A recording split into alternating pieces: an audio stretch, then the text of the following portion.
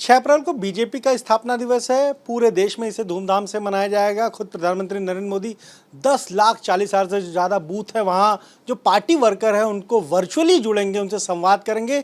UP में भी तैयारी है, खास तैयारी है। लखनऊ में कल प्रदेश कार्यालय पर प्रदेश अध्यक्ष भूपेंद्र चौधरी, मुख्यमंत्री, तमाम सारे लोग मौजूद हैं। हमारे साथ प्रदेश अध्यक्ष भूपेंद्र चौधरी जी, उनसे जानेंगे ये 6 अप्रैल बीजेपी का स्थापना दिवस, जब पार्टी की स्थापना हुई कभी सोचा था कि सरकार बनेगी, लेकिन आज बहुत से राज्यों में, देश में बीजेपी की सरकार इस दिन को बहुत धूमधाम से मनाने की तैयारी। नहीं, हमारे जो राष्ट्रीय कार्यक्रम हैं उन राष्ट्रीय कार्यक्रमों में 6 अप्रैल का स्थापना दिवस भी है, 14 तारीख का भीमराव अंबेडकर जी का जन्मदिन भी है। तो लगातार एक सप्ताह तक 6 अप्रैल से 14 अप्रैल तक हमारी पार्टी सामाजिक न्याय सप्ताह मना रही है। उसमें अलग अलग कार्यक्रम हम लोगों ने डिजाइन किए हैं। कल सुबह ध्वजारोहण के साथ माननीय प्रधानमंत्री जी का मार्गदर्शन हम लोगों को सुनना, और पूरे देश भर में सभी बूथों पर हम लोगों को सुनने का ये कार्यक्रम है। और उसके बाद आगे जो कार्यक्रम अभियान है, हमारे सेवा के काम है, रचनात्मक काम है, इन कामों के माध्यम से हम जनता के बीच में रहेंगे। और 11 तारीख को महात्मा ज्योतिबा फुले जी का जन्मदिन है। भारतीय जनता पार्टी बड़े उत्सव के रूप में उस आयोजन को भी मना रही है। 14 तारीख को बाबा साहब भीमराव अम्बेडकर जी का जन्मदिन है। तो हम बड़े स्तर पर लगातार उसे मनाते रहे हैं। तो हमारे जो पार्टी के कार्यक्रम हैं, अभियान हैं और जनता से जुड़े विषय, हम लगातार उन स्वरूपों में जनता के बीच में रहते हैं। जिस तरीके से कल ये कार्यक्रम है पार्टी कार्यालय पर जो रखा गया है, और यूपी की अगर बात करें 1,61,000 से ज़्यादा बूथ हैं, तो यहाँ पर भी प्रधानमंत्री का संदेश हर जगह सब कार्यकर्ता सुनेंगे। हाँ, निश्चित रूप से सभी पार्टी के जो जिला मुख्य कार्यालय हैं, हमारे कार्यालयों पर ध्वजारोहण होगा और सभी लोग वहाँ बैठकर माननीय प्रधानमंत्री जी का मार्गदर्शन। उसके बाद अलग अलग कार्यक्रमों के रूप में बूथों में भी अलग अलग लोग उपस्थित रहकर उस वर्चुअल माध्यम से उस मार्गदर्शन को, उस उद्बोधन को सुनने का काम करेंगे। जहाँ तक एक सप्ताह के कार्यक्रम है, तो अलग अलग कार्यक्रम पार्टी ने डिजाइन किए प्रतिदिन, और प्रतिदिन के हिसाब से हम लोग, चाहे हमारे चिकित्सा शिविर हैं या स्वच्छता के कार्यक्रम हैं या किसानों से जुड़े विषय हैं, तो सारे जो भी कार्यक्रम हैं हम लोग लगातार उन कार्यक्रमों के माध्यम से जनता के बीच में जो जो काम हमारी सरकारों ने किए हैं उन कामों की चर्चा करेंगे। और जो भी रचनात्मक कार्य हैं, सेवा के कार्य हैं, उन सब कार्यक्रमों को एक सशक्त माध्यम से हम भारतीय जनता पार्टी के कार्यकर्ताओं की उपस्थिति। स्लोगन भी लॉन्च होगा। अब ये कल एक बार जानकारी इसकी लगेगी कि आगामी जो लोकसभा चुनाव है किस प्रकार से उसमें हम लोग आगे बढ़ेंगे। ये जो आपने कहा कि एक हफ्ते का सामाजिक न्याय सप्ताह आप लोग मना रहे हैं, यूपी में ये एक हफ्ता बहुत महत्वपूर्ण हो जाता है क्योंकि निकाय चुनाव है। उसके लिए भी आपने अलग तैयारी की है। प्रभावी मतदाता सम्मेलन होंगे 7 से 13 अप्रैल तक। ओबीसी का गांव गांव चलो, घर घर चलो अभियान है। तो एक तरफ तो पूरे देश में ये मनाया जा रहा है, लेकिन यूपी में इसे आपने अलग तरीके से प्लान किया। लगातार हमारे जो कार्यक्रम अभियान है वो जनता से जुड़ने वाले कार्यक्रम हैं। हम अपने विचारधारा से जुड़े विषय, हमारे जो काम हैं, हम या हमारी सरकारों ने जो जो काम किए हैं, हमारे कार्यकर्ता अपनी सरकारों के रिपोर्ट कार्ड जेब में रख के रखते। तो हम लोग चुनावों में भी और चुनाव के बाद भी भारतीय जनता पार्टी एक ऐसा संगठन है जिसकी संपर्क संवाद लगातार जनता से है। और चुनाव हमारे लिए चुनाव भी एक प्राथमिकता का विषय है, और पूरी पार्टी पूरी ताकत के साथ हम सब लोग मिलकर नगर निकाय चुनाव में बड़ी सफलता प्राप्त करेंगे, इस प्रकार से मेरी अपेक्षा। केंद्रीय गृह मंत्री अमित शाह भी आ रहे हैं कौशाम्बी, उसे भी इसी नज़रिए से देखा जाए।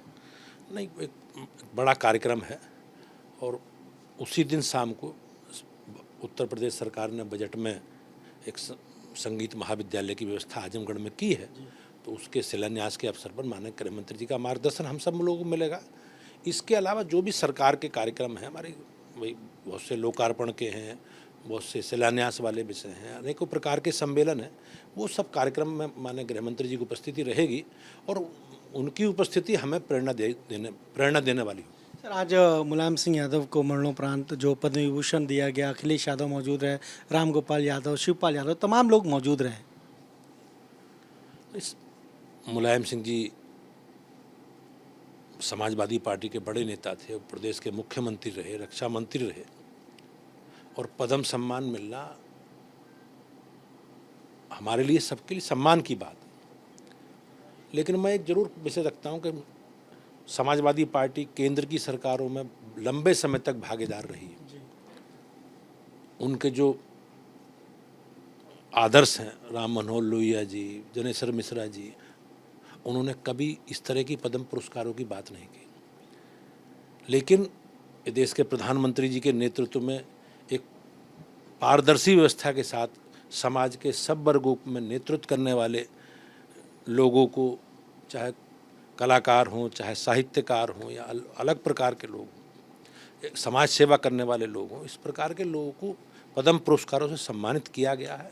मैं भारत सरकार का, माननीय प्रधानमंत्री जी का अभिवादन करता हूँ। सपा के सांसद एमएलसी तो कह रहे हैं कि अब तो भारत रत्न देना चाहिए।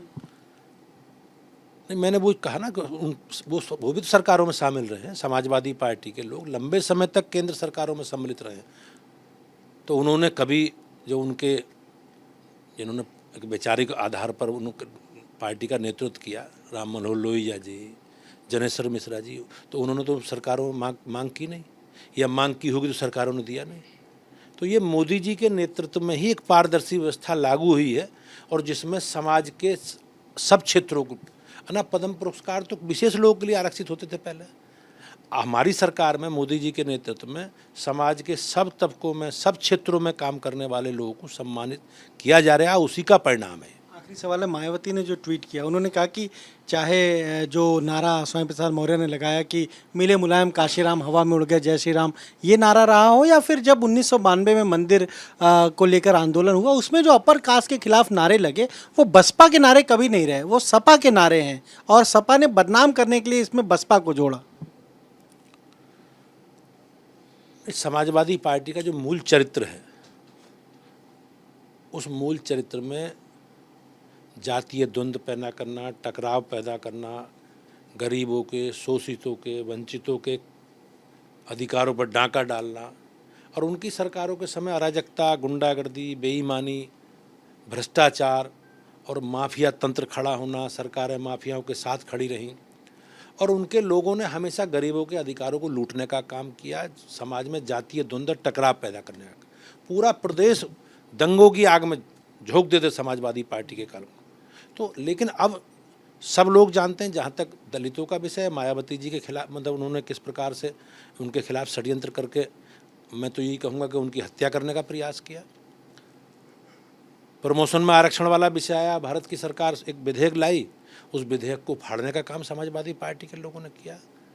तो समाजवादी पार्टी के चरित्र को सब लोग जानते हैं, पूरा प्रदेश जानता है, और उत्तर प्रदेश में समाजवादी पार्टी के लिए कोई संभावना बची नहीं है।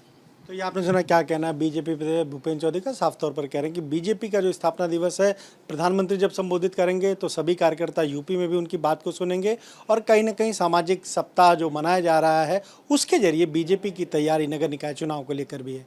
कैमरा से प्रमोद के साथ अनुभव शुक्ला, एबीपी गंगा, लखनऊ।